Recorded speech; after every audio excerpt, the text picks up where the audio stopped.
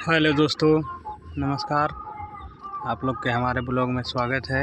और आप लोग देख सकते हैं अभी ये चैती छठ का सीज़न है और अभी गर्मी का ही सीज़न है। फिर भी देखिए इधर का मौसम कैसा है।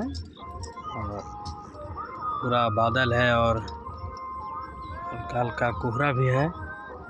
और आप लोग देख सकते हैं अभी हम लोग आए हैं खेत तरफ, इधर हम घूमने आए हैं। और जैसे कि आप लोग से बताना चाहते हैं कि आज छठ का खरना है। इसको बोलते हैं झारखंड और बिहार का महापर्व, सबसे बड़ा पर्व होता है छठ पूजा। और आज वही है खरना छठ का। और कल पहला अर्घ रहेगा और परसों दूसरा अर्घ, परसों समाप्त हो जाएगा। और इसका बाद फिर रामनवमी का भी लास्ट कर रहा है, वो भी 6 तारीख को लास्ट हो जाएगा।